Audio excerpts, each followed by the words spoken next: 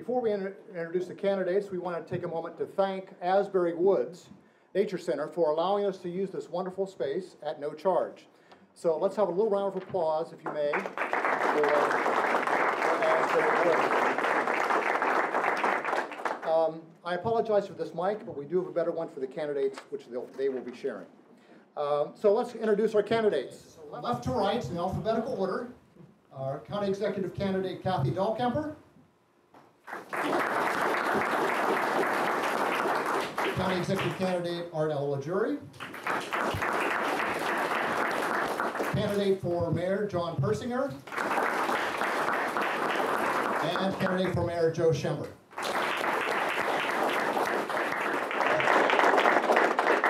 Tonight's event is not really a debate, it's a forum, a conversation, if you will, that encourages more open discussion as we seek substantive dialogue and real answers to many transportation issues.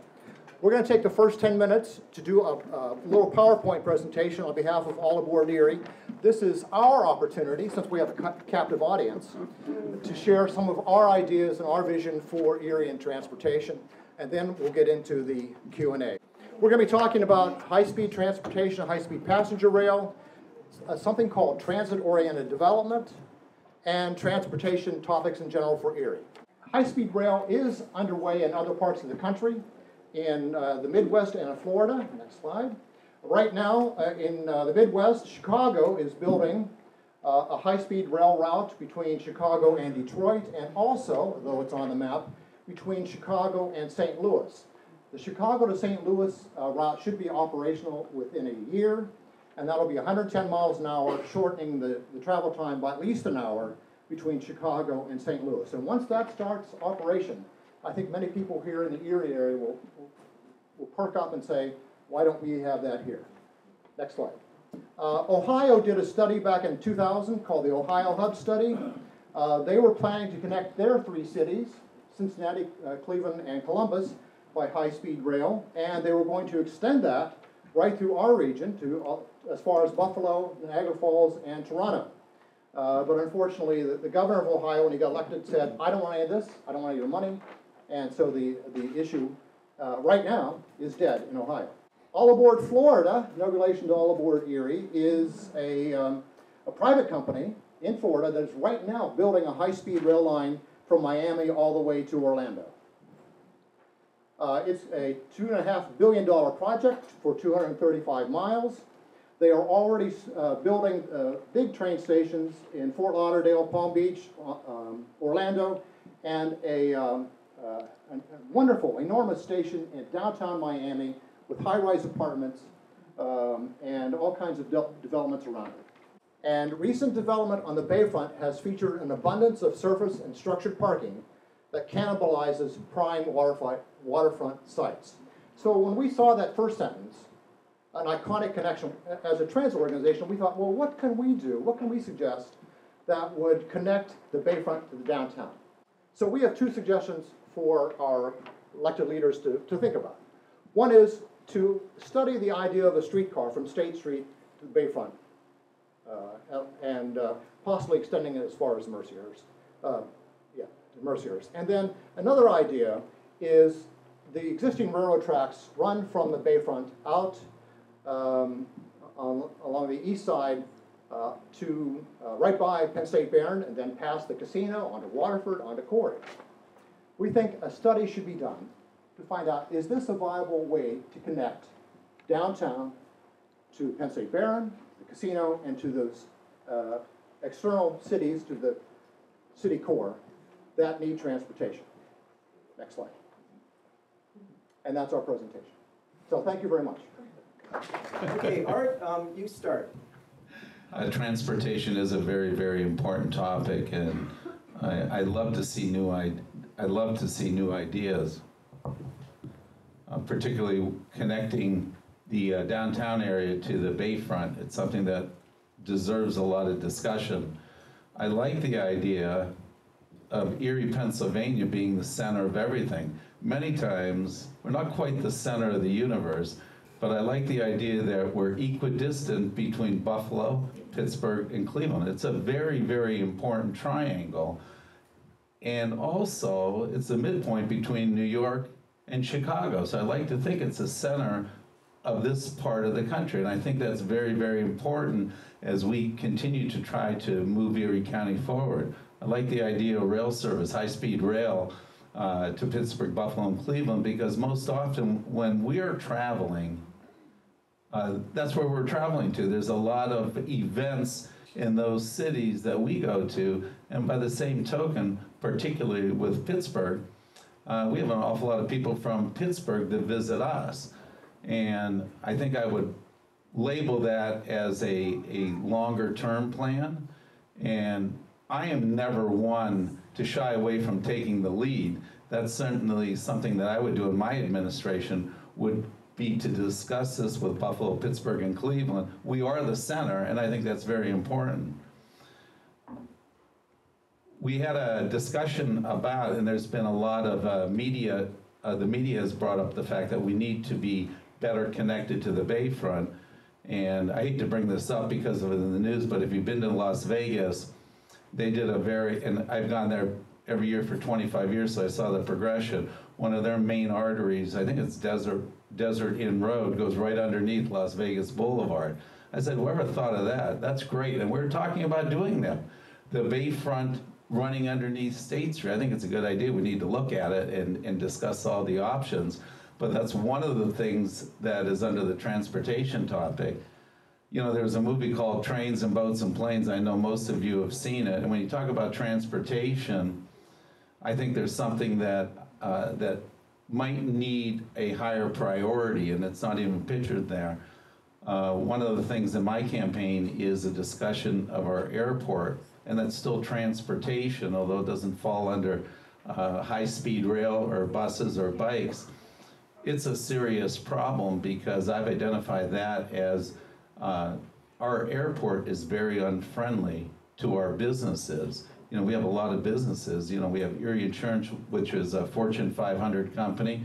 We have UPMC, and we have Erie's Magnetics, and we have a lot of companies here that need to use that airport, and it's not friendly. We have a half a dozen flights, and a lot of people have brought that to my attention.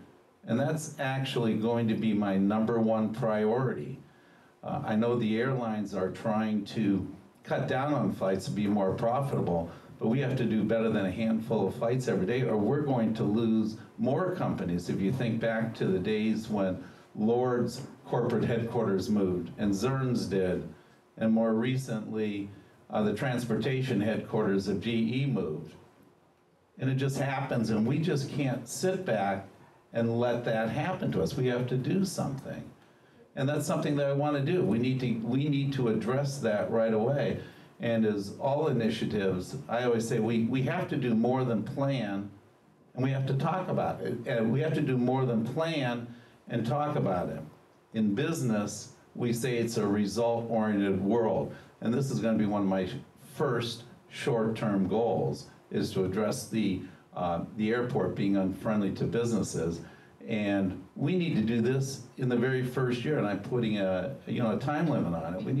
We need to fix this within 1 year, and that will be my goal. You know, there's an awful lot of people, and you don't see this in the newspaper. You see Erie Insurance, and you see Lecom, and Erie's Magnetics, and maybe Accurite, but you know, there's a lot of individuals that depend on the airport to conduct their business. And I'm really happy that they choose to live here, because we don't want them moving to another city like Cleveland or Pittsburgh. We've already lost population. We can't afford to lose any more population. So we need, am I over? We need to make sure it's friendly to business travelers, and this is my first priority. It is serious, and it is very relevant to economic development, business retention, and business attraction. Thank you. I think one of our big problems, and you certainly did a great presentation here, and I learned a lot listening to that as well, but we don't have enough walking and biking paths in Erie. Particularly, we don't have north-south bike paths. We have some east-west ones, but you know, if you want to go north or south, you don't have any options. I would like to see certainly more of that present in the community. We need to be the size Erie is, the type of community we are, we should be a bikeable community and a walkable community. We're not there yet. I certainly would support efforts to make that happen. High-speed rail is a wonderful thing. I know it's probably years down the road at this point, but I'd love to see that happen sometime soon. Erie could become a bedroom community for Pittsburgh, Buffalo, and Cleveland very easily, just like cities in New Jersey are bedroom communities for New York City. And that could I think people would love to live here with our community, the cost of living here and that sort of thing. Get on the train, 45 minutes, an hour maybe, to the city they work in. On the way, they're doing work along the way. It's a great opportunity for us, and I certainly would very much support efforts to make that happen. Our bus system, I think, needs to be improved as well. We saw a controversy between the city and the county over the bus system, which frankly I just didn't understand. Why can't they talk and work it out? I can tell you, if I'm elected mayor, I'm absolutely committed to talking to the county executive at least once a week. We serve the same people. Every city resident is also a county resident. We should work together for the good of the people, and I'm totally committed to that. Also, not directly related to that, but I'm also committed to working with our surrounding municipalities, building relationships, and doing things that are mutually beneficial. I think we all need to think more regionally going forward instead of, we've got to stop the turf protection and silo mentality that seems to dominate our politics right now. The one last thing I want to talk about just a little bit is the McBride Viaduct, which is it's been a large issue for many years, probably 10 years now it's been an issue. And I've spent a lot of time with some very great preservationists, many of which are here tonight, sharing their thoughts and what we can do and how we can preserve it. I've talked with the city engineer, I've talked with PennDOT, I've tried to understand the situation with the McBride Viaduct. I've talked to residents also and businesses in that area to kind of understand what do they want and how can this happen. I've read the article in the Erie Reader, the most recent one, about Marietta, Ohio, and what they did to save a viaduct there. And what they did was they created a 501c3 that kind of took it over. And that might be a very good option or alternative for us to go. And I don't know if that's feasible. There'd have to be a lot of conversation, but that might be a good way for us to go, have this 501c3 take it over. From what I understand in terms of the finances involved with McBride Viaduct, it's about $1.3 million to tear it down. And I was talking with Father Jerry Pescaro, who early on was really committed to it and now has changed a little bit, but his concern is there's these rebars inside the concrete that is what holds it up. And he's telling me that they are so rusted they can't be repaired, and he's concerned about that. And there's actually chunks of concrete that fall off the bridge at this point. Obviously that's dangerous. So there's going to have to be a lot of work to repair that and save it and make it into a park and a walkway. But I think that 501c3 might be an alternative that we could go down and make work. Thank you very much. First of all, I want to thank All Aboard Erie for hosting this very important event, this forum around transportation, which is a key issue for the vitality of our community going forward. And I want to thank all of you. This is great to see basically a packed house coming to talk about transportation, because it's just one of many issues, but as I said, I think it's a vital issue. So when I first took office 4 years ago, we were in the middle of the Destination Erie sustainability planning for Erie County. And shortly after I took office, we started doing the public meetings where we went out and we talked to people throughout Erie County and said, what's important to you? And what amazed me and pleasantly surprised me was as we were going from Albion to Northeast to Girard to Erie City and everywhere in between, people continued to say transportation was one of their biggest concerns. In fact, it often bubbled to the top as we were having these meetings. Because people want to be connected. They want to be connected for work, they want to be connected for recreation, and they want to be connected for education. And we have a lot of work still to do on that, but we've actually gotten a lot accomplished, even in the short 4 years that I've been in office. So that's what we have to continue to work on. I've talked many times with All Aboard Erie about this high-speed rail issue. We have got to get ourselves on the map. We've got to make sure the federal government understands that Erie needs to be part of that connectivity as we look forward. But I think when we make our community a more viable place, when we are doing some of these other things about the walkable cities, the transit-oriented development, which we're doing now through, starting with Emerge 2040, moving on to the Erie Refocus Plan. Now Mill Creek's working on their plan. We're working with Summit on their comprehensive plan. And now Albion wants to work with us on a comprehensive plan. And how we're achieving this is by creating a planning department that serves our municipalities. Because you see, in county government, we don't own a road and we don't own a bridge.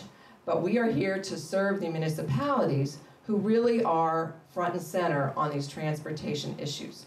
So I changed the way we run county planning. And I said, we've got to do a better job of meeting with our municipalities and serving our municipalities and trying to move these larger initiatives forward. And if you just go back to the Destination Erie Plan, the 3 short-term priorities, we are working on them right now in Erie County government. And that's really what it's about. It's about moving things forward. So professionalizing county government, I've done that. And through that, we're saving money. We're putting $1 million back in the general fund after this year, and next year's budget has another $1.1 million going back into the general fund. Now, why is that important to transportation? Because when we have some extra funds, we can do the more transformational work, leverage our dollars against the dollars that the federal government has and that the state government has and other entities have. So we can create the transportation system of the future that's going to make Erie County, put us on the map, and make us a city that millennials want to come live in, that businesses are attracted to, and that has that really bright and vibrant future that we know is possible. Thank you. Now, John Persinger, candidate for mayor. John? Thank you so much. Thank you, everyone, for being here tonight. Thank you, All Aboard Erie and Bike Erie.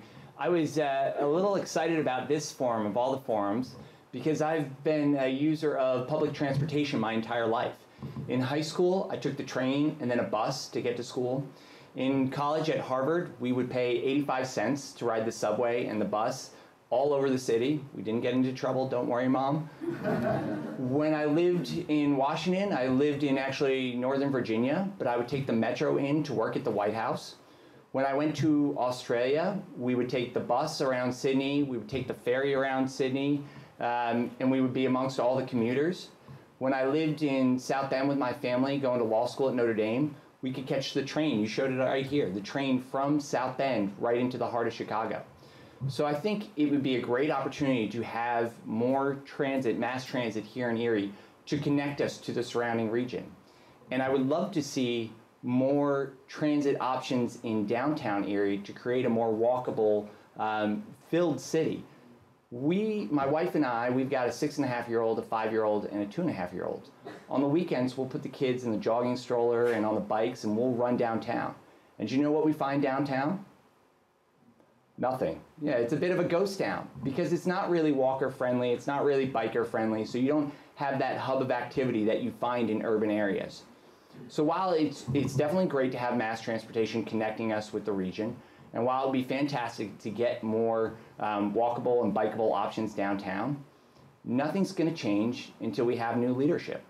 We need leadership that has the energy and the ideas to go out there and bring these options to the region. That's why less than 2 months after I announced that I was running for mayor, I went down to Pittsburgh and I met with a variety of executives. I toured Uber's headquarters. I got a ride in a self-driving car, and I met with the mayor's chief of staff. And one of those things that came up was how we can connect Pittsburgh and Erie. And so if you have leadership like that, that's been around the world, that has seen what other transit options are available in cities and how it can make an economic impact on an area, that's when we'll get these projects finally done. So thank you very much and look forward to your questions. Okay, my first question, and actually I'm going to already break the rule and give each one of you a chance to answer this. Okay? Right now, the way it works out, the busiest area of Erie is the auto-centric Upper Peach Street. And that obviously is not sustainable long term. We need to bring people downtown. So if someone came to you and said, I have $100 million, I want to establish a transit-oriented development in downtown Erie, where would you recommend and why? And we'll go in reverse order from what we start out with. So John, you'd be first on that. So the reason why all those cars are going up to Upper Peach Street is because of the economic opportunities up there. Because there's retail, there's shops, there's restaurants, so they're all driving up there. If we, in terms of an economic opportunity in transportation, we can do kind of two things. One, we can create mass transit to enable a system where people can come, park, and either catch a bus or a light rail up to Upper Peach if they still want to frequent those shops, those restaurants, those bars, the mall. But we could also try to reverse the trend by creating more economic opportunity in the city. If we have shops downtown, if we had a grocery store downtown, then people wouldn't be fleeing out to Upper Peach Street. Instead, they would be doing their shopping downtown, and that would disperse some of the traffic. So there are two options there, but with $100 million, we're downtown. I think right in the center of downtown. Where? We're downtown in terms of there are, I think, an area that is ripe for development in terms of drawing some of these shops and restaurants, may be at the cross, I'd say actually east and west 12th Street. Because we see some of those buildings are occupied with manufacturing companies, but some are empty, and that may be create an opportunity to repurpose some of those buildings for those uses. Kathy? $100 million is great, and I think what county government and what all government does is actually create a sense of place. And we do not bring the jobs. We create the sense of place that then attracts those businesses. So if we want to attract restaurants, we want to attract retail, we've got to create that sense of place. And I think all you have to do is look to the plans that are already there. We already have the Erie Refocus plan, we already have the Downtown Partnerships plan, and we've got to invest where those plans tell us we need to invest. We should not be trying to recreate the wheel and invest in other areas. You've got to stay with the plans that many people have spent many, many hours and a lot of money preparing. So if you look at the Erie Refocus plan, it is about that core. And you start, I think, anywhere in that core, but right now we see great things going on. So actually a lot of this is already happening. There is a lot of money coming in. We know over $500 million coming right to that core from basically 10th Street down to the Bayfront. And so what government needs to do is work to make sure you have the resources to create the streetscapes, to create the bike paths, to create the walkability that people want and need. Because we're going to be bringing more people down to work downtown, we want to make sure that the resources are there. So that's what government needs to do, is stick with the plans that we have and invest in those places that the plans have said are the most important places to invest. Thank you, Adam. I think we need to start, Erie Refocus directs us to do this actually from 10th Street down to the Bayfront. And really the initial will be Perry Square to the Bayfront. And the EDDC is raising $25 to $40 million for that first part of this. It's kind of all laid out in the plans that we have. We need to make the downtown world class, and we need to develop the Bayfront. We need a connection, and I'm also talking about the east and west neighborhoods as well, where people can live and have good homes. We need a connection to the Bayfront where people can walk down there, because right now the Bayfront connector disconnects the neighborhoods in the downtown from the Bayfront. We have 26 companies, according to an article in the paper a couple of weeks ago, that have expressed interest in the GAF site.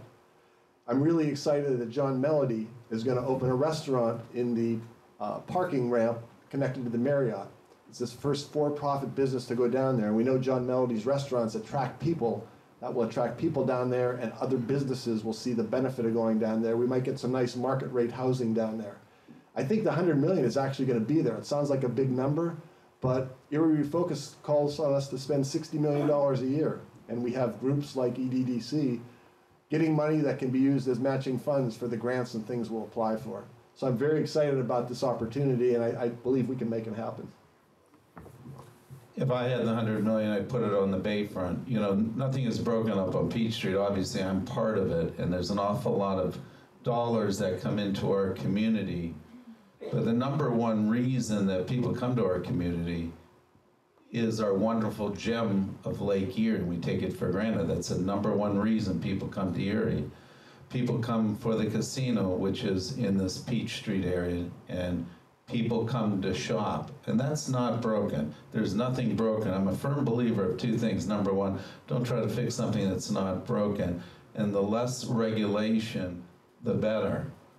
My number one priority is to develop the bayfront, and that's where I would put the money. You look at you start at the bayfront, you do it one block at a time, and the people will come. Sometimes that principle does work. If you build it, people will come. They're already coming to our beautiful lake. Let's make it better. $100 million buys an awful lot of development, and that would be my priority. And it could be, as we have said earlier, about bridging the bayfront to the downtown. I think that's really, really important.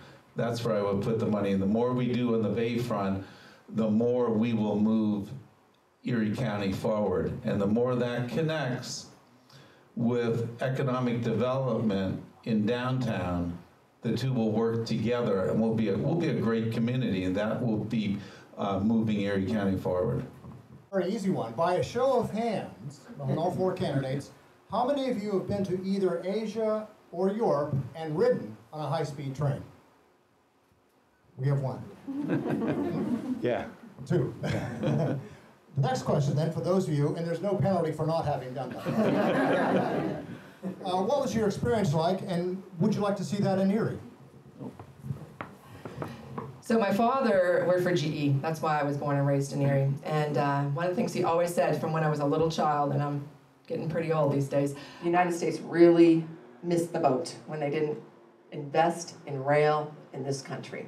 And when you go to these other countries, whether it be Europe, whether it be Asia, whether it be even places in South America and in Africa, sometimes you can go there and take great rail. And it gets people to places and gets them very quickly, very safely, and very conveniently. And that's what I found to be a phenomenal experience, was being able to get from place to place, oftentimes not being able to speak the language, but I made it there, and I made it safely, quickly, and in a very comfortable way. Would like to see it here. I think it's a great opportunity to, as Kathy said, get from two places pretty quickly, somewhat inexpensively.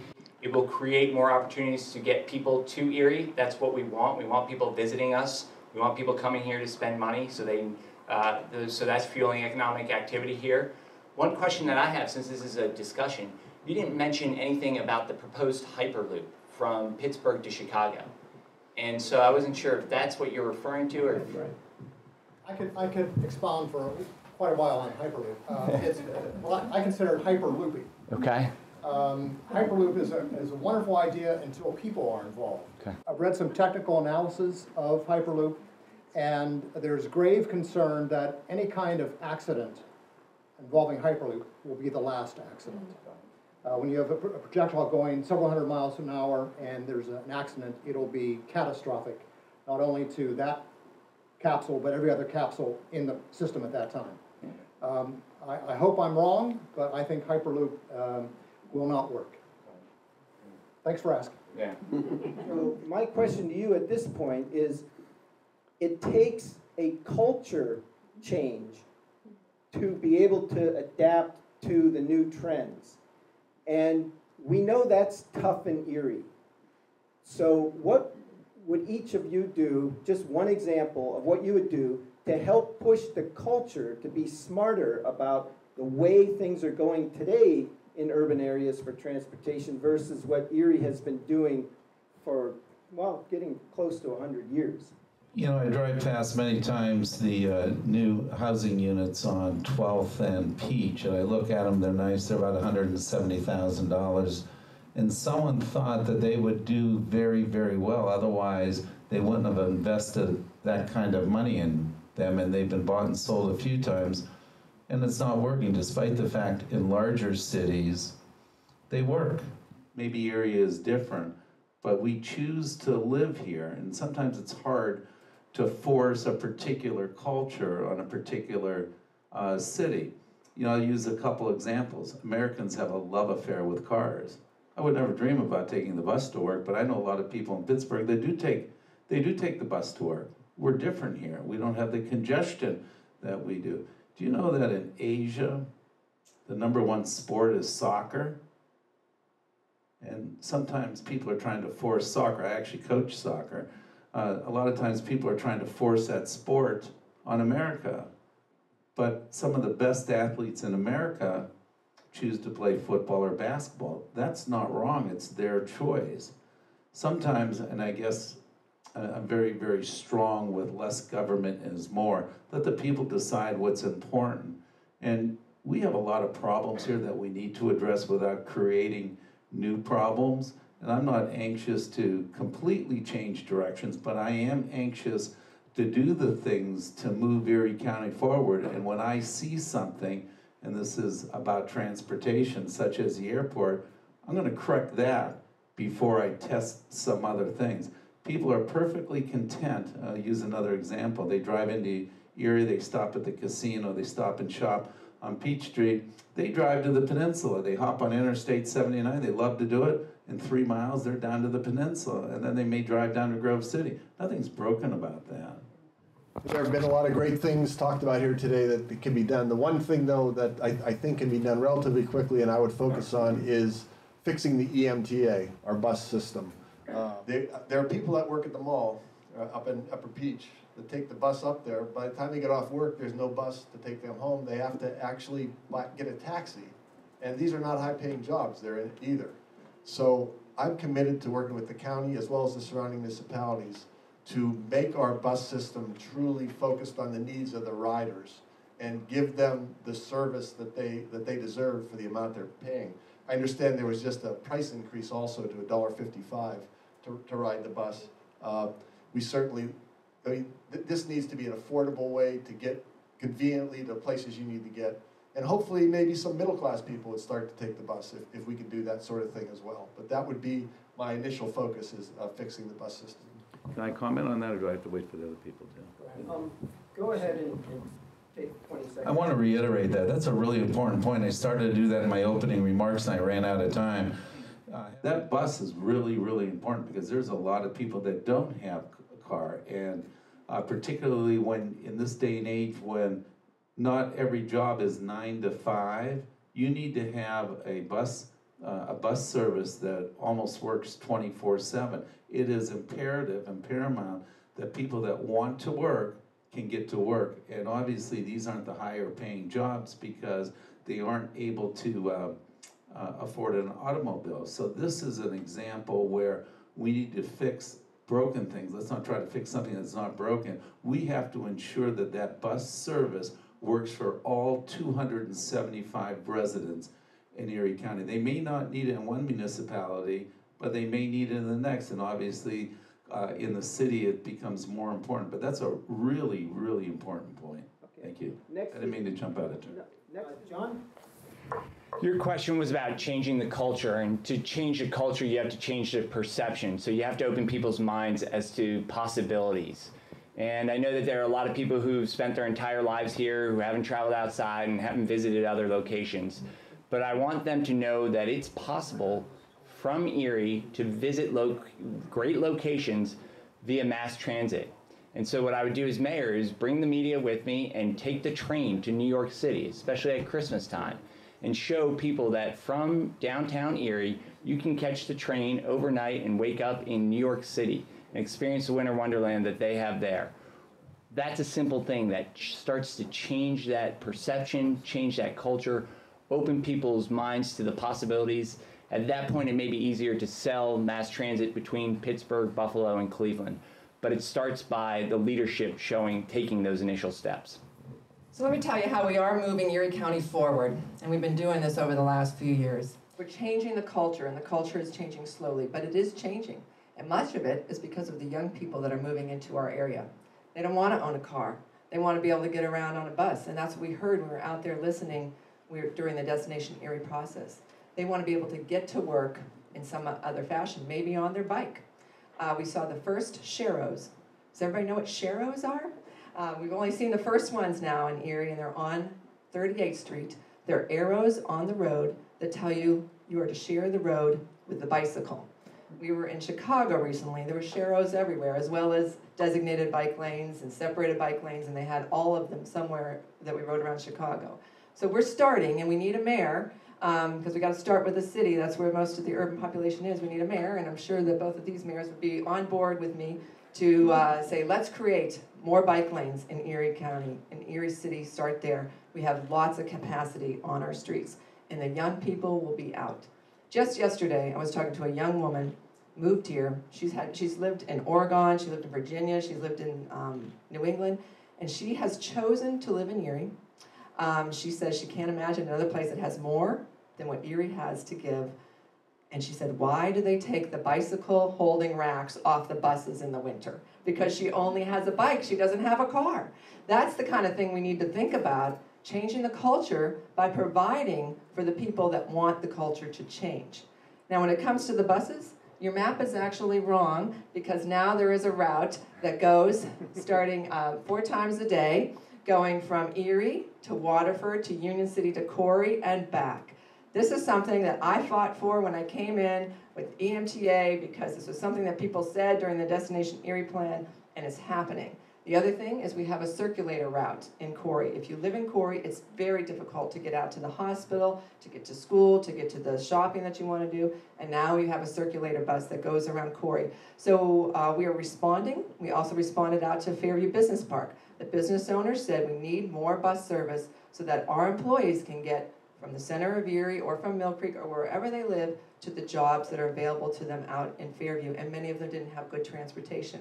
So we're moving things forward. We are actually improving our transportation, and I'm really excited to have a partner in City Hall who wants to do this with me.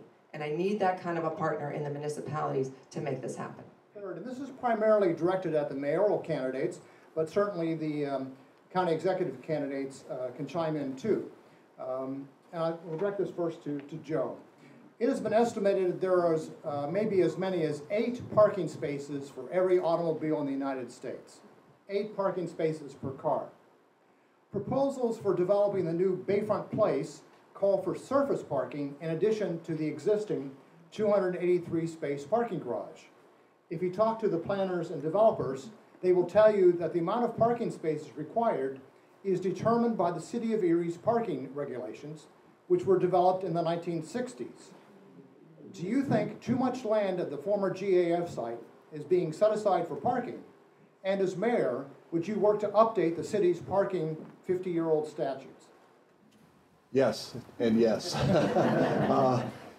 We shouldn't be using documents that were drafted in the 1960s to determine our parking or anything else for that matter. We need to update things, absolutely. When you look at the old GAF site now, you see the convention center and 2 hotels down by the bay, and the only other thing you see is parking, surface parking to the right as you look down, and the parking ramp to the left. We need development there. We need tax-paying entities to be in there. I'd like to see things there that will attract people down there. That's one of the reasons I'm so excited about Jump Melody's new restaurant that's going to be opening next year. So absolutely, we need good parking regulations, but the fewer parking spaces we have on the Bayfront, the better, the more room we have for other good things to attract people. Yes and yes. I don't know why, but it just strikes me as odd looking at it every time I drive past why they didn't put the parking garage over the existing surface parking lot. It seems like an obvious, but sometimes the obvious doesn't always work here in local government. And that goes to the second question. The parking regulations, I've looked at them because I've been trying to figure out how do we get rid of these antiquated parking meters where you have to have a quarter to park. I don't know how many people in this audience actually has a quarter on them right now. Okay. How many people would prefer to pay with a debit card? How many people would prefer to pay with a smart card on their phone? Okay, so we only can make that happen once we update the parking ordinance. It's been around since 1960. We've done the same old, not only with parking, but across the board in all of our ordinances. It's time that we move past that and get those ordinances on parking and other matters up into the 21st century. So I just want to add on to this because I have a real-world example of what happens. We had a beautiful space above the Maritime Museum that belongs till today to county government. And when I took over and I looked at all the space we have, and I went up into this office space and I said, wow, this is gorgeous, why are we not using this for something? Because we couldn't get an occupancy permit because we didn't have parking to go along with that building, even though we know there's an entire dirt parking lot right next to it and there's a fair amount of parking in front of the library. So unfortunately, through actually some exchange we made with the Scots, they had to build us an extra 13 surface parking spaces so we could get an occupancy permit, and now we have the planning department up there, and it truly has transformed the planning department by putting them in an office space that's much more conducive to the work that they do. But that is something that needs to change, and again, that's a municipal issue. It's not a county issue, but we want to work with all of our cities and boroughs and townships to work on these issues. And lastly, with the meters, I watch every day county employees and city employees parking at the meters. They do not park in the parking ramps, which are fairly empty during the day, because they can as cheaply and sometimes cheaper go and feed those machines all day with the quarters. How many of you have been to like New York City or San Francisco, looked at the skyline, or even as you're coming into Cleveland from the west and you see the Cleveland skyline, not quite like Manhattan? All right, how many of you have stood at the Perry Monument at night and looked at our skyline? You know, the first time I looked at, the first thing that stood out was the parking garage. And I said, what's the matter with this picture? And we can't change that. Very few times do I go downtown and I can't find a parking place. About the only time I can think of it is for 8th grade Tuesday. Sometimes that's challenging. I think we need to take a hard look on how many spaces that we put on that valuable bay front. And I think that although we can't change the past, we have 2 parking garages down there now. I think that there are options out there that we need to look at, and one of them I think is with the I sometimes still call it the Hilton, the Avalon, where they have parking below the surface, and I think that we should look at that as an option. But yes, I think we have too many parking places in that area, and as we go forward developing the bayfront, I think that we should really evaluate how many parking places are put in that valuable real estate. Now I'm going to swing it around and use as a case study of what my question is going to be, which is the viaduct. The viaduct is a great example of consultants were hired, but they didn't know what they were doing, flat out. They were the wrong consultants. They were car counters. They didn't look at the bikes, they didn't look at the pedestrians, and even the structure is misrepresented, saying it's falling down. It's not. The steel's fine, the concrete skin is falling, that's all it is, and that's an easy cosmetic repair. So what I'm asking is, as an executive leader of either the county or the city, we obviously need professional studies to inform our opinion to make good decisions, because we don't know everything, right? You want to get the right experts to consult with. How do you ensure when it's PennDOT or the Federal Highway Administration picking the team, how do you get in there and make sure the correct team is given to the problem so they can solve the real problem and not just part of the perceived problem? And if you've got an example of having done that, please share. Anytime in business, it's your experience that tells you that. I'm going to be the first one to say that, and this dates back many years when I ran 12 years ago, I'm always hesitant to send money to a firm in St. Louis, give them $60,000 to do a study. I have found that there are smart people right here in Erie, and I would reach out to those people and talk to these people and consult before I'm going to send money to another city, to another state, regardless of what it is. But it's your experience that enables you to make good decisions. There's no substitute for experience. And you're not going to hit a home run every time. And if you're going to make 50 decisions, you're not going to make 50 decisions right. But if you consult with your advisors, you're less apt to make a bad decision, whatever the topic might be. So I think it's important as executive to make sure you put the right people in place to lead each of your departments. And when I came in, I made a number of changes, and I didn't bring any of my friends in. You look at any of my directors, I didn't really know any of them before I came into office. And I found the people with the skill set, with the knowledge, with the experience to make good, strong decisions for county government. So I think it's first important that you get the right people in place. And once you have those skilled people, because you don't need to bring in your political friends, you don't need to make promises to people, you need to bring in the right people. And that wasn't always the case. So I've done that, and I've got great people working in county government right now. When I look around my table of directors, they're people I can trust.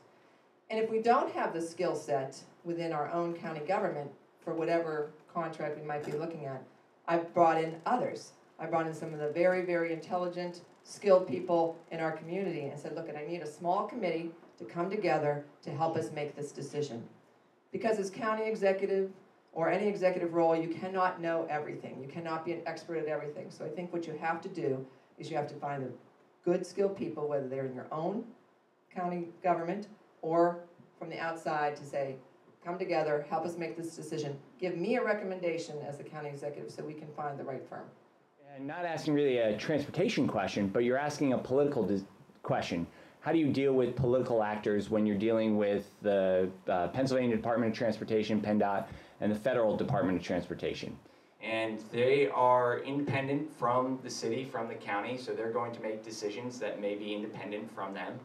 In order to make sure that the city and the county's voice is heard, you've got to understand who those individuals report to. I had a clear example. When I was in Australia, we had a Australian who wanted to write an op-ed in the Australian press about the relationship between the US and Australian government. And they were looking for stats, numbers from the Department of Defense that they could cite. And they were calling random numbers of the Department of Defense and not getting anywhere. So they called me and said, can you get these numbers for me? So I called what I thought would have been the office that would have that information. And of course, when you deal with government, you get to run around. So what I did is I just called the Secretary of Defense's office. And sure enough, my phone call got returned very quickly after that with the correct information. Because what happens when you're dealing with bureaucracies, the individuals who work in those bureaucracies all report up a chain of command. So if we want to make sure that the city of Erie and the county's voice are heard in these decision-making process, we have to make sure that we have the ear at the highest levels. And that, again, comes back to leadership. I like everything that's been said so far and agree with it. What I would add is we need, as a community, to work together and collaborate and, again, put aside that silo mentality and turf protection and work together, and also work together not just as political leaders, but with the community, all aboard Erie, Bike Erie. We shouldn't just be talking when there's a problem. We should be involved with each other, working together, know where each other stands on things, and then when something comes up, we'll be prepared to handle it in the best possible way. I think most of our problems in this region here in Northwest Pennsylvania come from us not working together. And again, having that turf protection, silo mentality. And I'm committed to building relationships. That's my strength. That's what I love to do. That's what I'm good at. I want to build relationships, maintain them, and grow them over time for the good of this region. The online retail giant Amazon recently announced it is looking for a new city to host its second headquarters. The new headquarters could employ as many as 50,000 people in good-paying jobs. Now, what about the next time? If you could wave a magic wand, what would you do to make the Erie region a prime location for the next corporate bonanza, and how might transportation fit into making that vision a reality? So I think the great thing about the Amazon request for proposal is that it's a blueprint of what the what the companies of the future want within communities. And so I went to the lead team meeting, and the lead team meets every other week. They're the economic development entities. And I said to them, this would be a great exercise for all of us to sit down and do, starting with the economic development entities, and see where we are missing out. Because there's many ways. Honestly, within hours after that announcement, I sent an email to the Secretary of the Department of Community and Economic Development and said, this is some of the reasons why Erie would be great. But then, as I looked further into it, I realized that we didn't meet a single criteria, not a single criteria within the RFP. So you can talk about the 1 million people, and you can talk about the 50,000 workers, and you can talk about a lot of things, but one of the things is the quality of life, the green space, the walkability, going back to your transportation-oriented development. We have not done that here. And our plans that we've been working on for the past 4 years, Emerge 2040, Erie Refocused, now with Mill Creek and Summit doing their comprehensive plans, those are our blueprint to make it so that we can be the place where the next Amazon-like company says, yes, we need to be here. But I'm going to add in one more thing. This has really nothing to do with transportation, but I think it's an important conversation that our community has not had and needs to have. One of the criteria is diversity. We can look around this room tonight. Where's the diversity? And it's almost at everything I go to. And I have brought diversity into my county government in terms of the appointments I've made and the employees I've brought in. But this is a serious discussion that we have to have as a community if we really want to be what the companies of the future are looking for. And that is a community that respects diversity, encourages diversity, and not only that, but actually reaches out and tries to find out how we can increase our diversity. Okay, thanks, Kathy. I look at the Amazon challenge and think that we need to do this. As a salesman, we never take no for an answer. We're going to go for it. My economic team has already said, you know that Amazon already has representation in Pennsylvania? About a dozen locations. Actually, Pennsylvania has more representation than most of the other states. So we're a natural. We're a natural. And the way the platform you put on this is, Erie's an option. We might not hit a home run. You don't have to hit a home run. Let's hit a single. Let's give us a chance to sell Erie. Let's market Erie. And whether we get it or not, we will learn from that process. But you have to go up there and take some swings at the bat. And I would be the first one to do it. I'll be the first one to go up. I'll be Erie County's best salesman, and we'll work very hard. Let's keep Erie an option. Just by a show of hands, did anyone read the RFP, the request for proposal?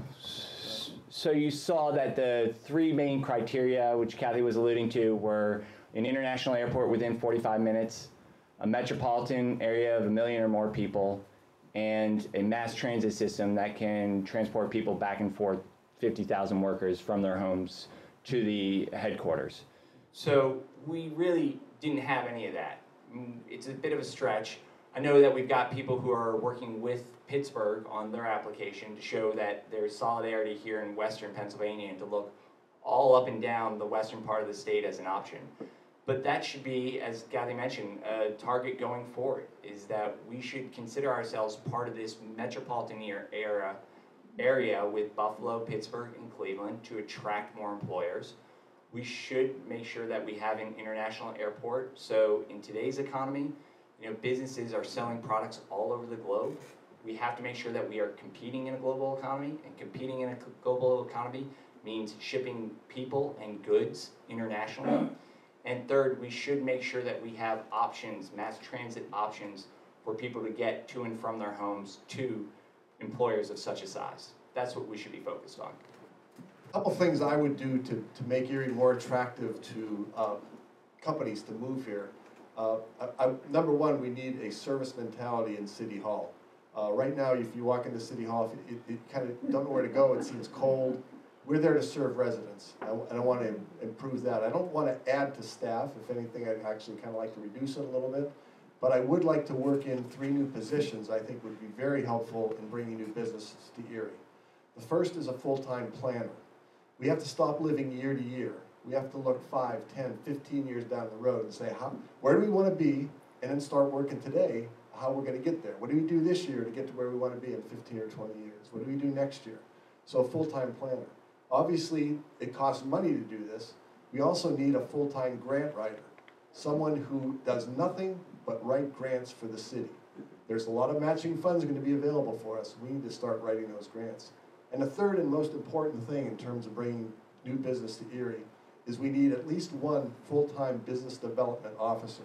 A person whose job it is to work with existing companies to help them expand and grow, and also work with companies outside of the area to bring them here. I've talked to other municipalities about how they do this, and it is a long process. It literally takes years to be successful bringing companies to your city.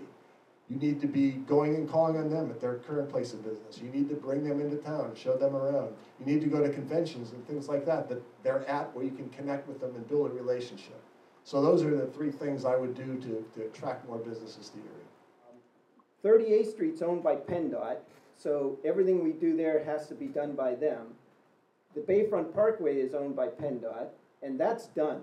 That serves us now with the exception of getting across State Street. But the city owns Green Garden Boulevard, the west leg. So putting that on the table, what do you see you would have to do to get the west leg of the Erie Urban Bike Trail up and running? So it would be great to see more bike lanes and sidewalks on Green Garden. We've been taking our mobile headquarters throughout the city. I don't know how many people have seen our mobile headquarters. We've got a 32-foot RV, and we've taken it everywhere through the city, and we've taken it up and down Green Garden quite a bit. It's a pretty big vehicle, that a mobile headquarters, and even it has difficulty on Green Garden. I can't imagine that there would be anyone wanting to travel that on a bike or walking, or like my family with a jogging stroller with kids. So one of the things that we would need to work on is making sure that we have specific designated bike lanes and more sidewalk options. I think up above 26th Street, it would be relatively easy. There's a lot of room there. There's a boulevard there. Below 26th down to the Bayfront, I think, is where the challenge would be in developing the bike lanes, because that's a pretty narrow road. There's no boulevard. You know, the sidewalks are very close to the road. But it certainly would be great to have a bike loop totally around, and as mayor, I would certainly support efforts to try to make Green Garden into a bikeable road. You know, anytime you're doing construction work, you know, whether it's in the city or the county, as an example, right now we're on Hershey Road and Route 99, they're expanding that. You can always add, you know, with eminent domain, you can always add more surface area that could be used for bikes. As Joe said, on Green Garden, south of 26th Street, in fact, they have one lane kind of for parking. There is a little room, and they only want cars driving on one lane. But every time that we're resurfacing, I think we should think, can we make this a little bit wider so we can allow for a pedestrian lane or not a pedestrian lane, a bike lane. Sometimes you can do it and sometimes you can't, and you just have to see whether you can do it or not. But I actually think maybe on the upper part of Green Garden you could make room for it.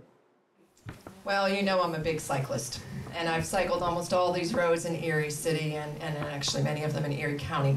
We have huge capacity on our roads. We just haven't made it friendly for bikes.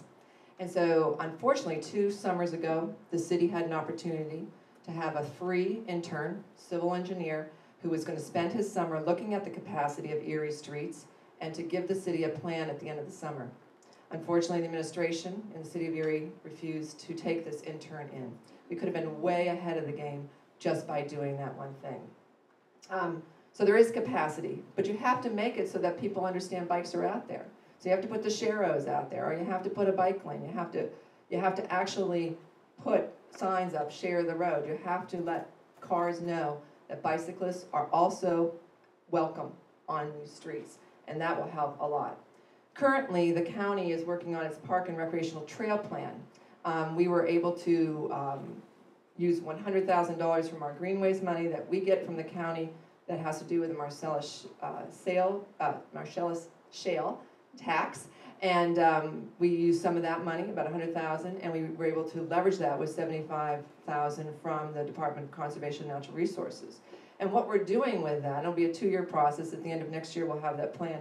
But we're looking at all the greenways, all the bike paths in all of Erie County, and seeing how this system can be better connected. When you go into Ohio and so many other states, they just do such a better job of connecting from municipality to municipality, creating green space that's connected by bike paths, and that's really what we need to do to make Erie County that truly livable place. And finally, for the last 4 years, I've done my bike around the county. And we've gone to a different part of the county each and every year. And what's great about it is I take PennDOT with me. And I get them out of their trucks and out of their cars, and I put them on a bike. And what's amazing is that they have said to me every single year, wow, things are very different on a bike. We see the struggles, we see the challenges, and we see the opportunities. Because there is a much larger bike system.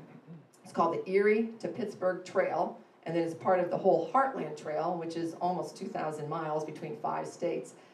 And the trail from Erie to Pittsburgh currently goes to Corey and then goes up to Brockport, New York. We got to bring it through Erie County and bring it right down to the Bayfront in Erie and truly make it the Erie to Pittsburgh Trail. And that's another thing I'm working on. Legislation in Pennsylvania allowing transit districts to levy a small portion of sales tax to support transit. Okay, next question. I'll be brave enough to answer this one. You know, it really depends on what it is. It's great to talk about these things in the abstract, but we'd have to look at what exactly is the sales tax. What's it going to be on? How much is it going to be? Where is it going to be focused? And then where is that money going to go? What's it going to be used for? It's really tough to say right now, blanket yes or no, without knowing all the details. You know, I'm an emerging technologies lawyer. I work with e-commerce companies, cybersecurity companies, data privacy issues, social media companies. I advise my clients, don't sign anything until you've read it. So sorry to give a disappointing answer tonight, but you shouldn't agree to a yes or no unless you know all the details. Thanks, John. Art? I'm never in favor of taxes. I'm never in favor of an increase. There is never a time where I'm going to take that position. Joe? I also would hesitate to just endorse a tax increase without knowing more details behind it. There may be some things that we could do that do require tax increases, but we'd have to give them a real hard look and make sure they're really going to produce value and not just put more of a burden on our citizens. Kathy? Like others have said, I think the understanding of this would have to be much greater. You're just kind of throwing out a new concept, I think, that most of us haven't looked at. So you have to understand what it is, but I'm actually more in favor, if you ever were going to do something this, on something that where the users actually pay for what they're using. And so that's, that's how we do gas tax, for example. If you actually drive your car on the road, you pay the gas tax. If you don't drive a car, then you don't pay that gas tax. So again, looking more into this and what exactly it means and how you could levy it, that would be something I think all of us, and with myself for sure, my administration would want to look into and understand it better before I answer that question. Currently, there are 2 important transportation studies in Erie. One about traffic at Presque Isle State Park and another about updating the Bayfront Parkway. What role should the city and the county play in making decisions about those studies and implementing the results? So, let me finish that question. Both of those studies have big impact, especially the Bayfront one. So, as your role of either county executive or mayor, how do you see yourself interjecting into that process? What mechanisms would you use to make sure they're responding to what Erie wants and not what PennDOT wants? Okay, I'd be glad to speak to these because I'm very, very familiar with both of them because county government is involved right now through our planning department. And again, when I came in, I made changes in the planning department. We have a much more effective and professionally producing planning department than we've ever had. So we are very involved on both studies, and most particularly the Bayfront study, because the county's MPO, which is a Metropolitan Planning Organization, which actually makes all the decisions in terms of our transportation funding in the region and where that funding goes, is actually housed through the planning department. I think we're the only entity like that in all of Pennsylvania that county government actually staffs the MPO. So we are at the table on those discussions. We are inputting the information that we have to the committee, and we're very much a part of those discussions. Those discussions now are going to go out to the public, and I would encourage everyone here and all those who are listening on TV to attend those meetings and make your voices heard. Because that's really the key when we're developing these type of projects, is for people to come out and speak about what they want. It's our community, It's your community, and we need to know what you want going forward. So as that Bayfront project continues to move on, get your voices heard. The same with the study being done out of Presque Isle. There will be public hearings around that, and that's the most important thing. Get your voices heard, and then we as elected officials will listen to your voices, just as we did with the Destination Erie Plan, and we're moving forward in many of those issues. Art?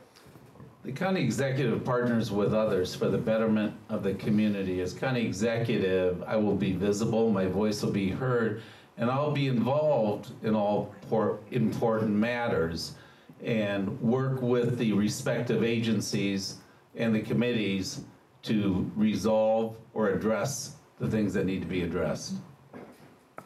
Okay, John? We can't afford 12 more years of a hands-off mayor. As mayor, I'll be engaged, I'll be on the ground, everywhere, all the time. We have to make sure that the city's voice is being heard at the state level and at the federal level so that decisions aren't being made without the city's input, working, of course, with the county executive. And again, this goes back to your question earlier. If we are not being heard, then the mayor has to have an understanding of how the political system works and has to be willing to contact the higher up in the chain of command of departments and bureaucracies to make sure that Erie is no longer forgotten. Joe? Thanks, Joe. Thank you. The city and the county need to be actively involved in the development of these projects, and we also need to take them to our people in small group meetings like this and talk about what's going to happen and get their input and feedback and modify if necessary to make it fit the needs of our community. Thank you, Joe. Brian? All right, well, thank you very much. Now, ladies and gentlemen, I really apologize. We have some wonderful questions from the audience that time limits prevent us from asking. I apologize for that. There's good questions here, so thank you for your participation. We're now going to move to the final portion of this part of the meeting, and that is the 2-minute summation. Each candidate will have 2 minutes to offer a comment to close out, and we're going to do it in reverse order of the beginning. So the first person will be John. Thank you again for this opportunity, for putting on this evening, and for all the work that you're doing in our city. Thank you everyone who's shown up. We discussed a lot of great ideas tonight. There's a lot of potential for Erie and northwestern Pennsylvania. But we've talked about this potential for years. We've had study after study, plan after plan. Now is the time for leadership.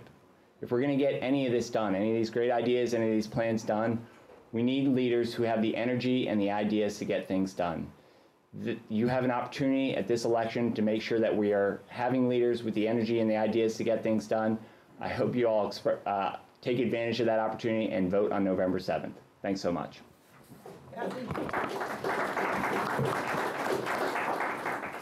Well, thank you all for coming tonight, and I think it's been a great discussion. As we go forward, I think you need to look at who are the leaders who actually get things done.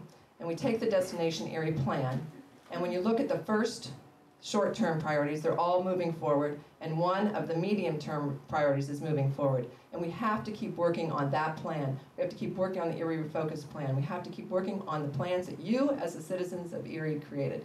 It's about connectivity. It's about creating transportation options for all. It's about creating a vibrant, a healthy, and sustainable community that will give everyone the opportunity to live, work, and play here. And we will keep moving Erie County forward. Joe? We do have a wonderful community here, and we've got great people. Many of them are here in this room. We have the opportunity to move forward, and we will do it. I am determined to listen to the people. Ideally, I'd like every citizen of Erie to feel they can talk to me, and I'll listen. I know I can't make everyone happy, because different people want different things. But I can listen to everyone, hear the diversity, and then make decisions that are the best for Erie. Our transportation system is certainly an important part of making us a great community where people want to live, work, where new businesses want to come here. This has been a great meeting tonight. I've learned a lot listening to what's going on. And these things we need to work on together. And I guess that's my final message. We have to stop the silo mentality and the turf protection of the past. We have to work together with the county, with surrounding municipalities, with the various organizations, for-profit and not-for-profit in Erie, and really make this into the great community that we can be. Thanks, Joe. Art, you have the last word. Thank you all for coming. It was very discouraging. the fact that 76% of the voters stayed home in the primary. Having this many people come out and talk about transportation is very encouraging. I just want to remind you that in that Amazon proposal, that was one of the criteria, our airport. And this is something that as county executive, you can't have a dozen things going on. You really have to focus and not get anything done. That's something that we really have to work on. It's very relative to this group because it's transportation. We really have to work on that, and as county executive, I will set time parameters for certain things. You have short-term goals and you have long-term goals, and that's going to be one of my short-term goals. The other thing is we need regional cooperation. Our media sometimes is very good at pointing things out, in addition to pointing out the fact that this is a critical time for our community to elect great leaders. Do you know that we have 2,500 municipalities in Pennsylvania? How many knew that, unless you read the article? It's set up sometimes for failure. It encourages duplication of services and discourages economies of scale. We have to work on that with regional cooperation, and we have to get rid of that silo mentality that's already been mentioned. Thank you really all for coming out and showing an interest in your community. Good night. On behalf of all aboard Erie and Bike Erie, we certainly want to thank all of you for coming out and spending a wonderful fall evening with us. And let's have another round of applause for our candidates and demonstrate leadership.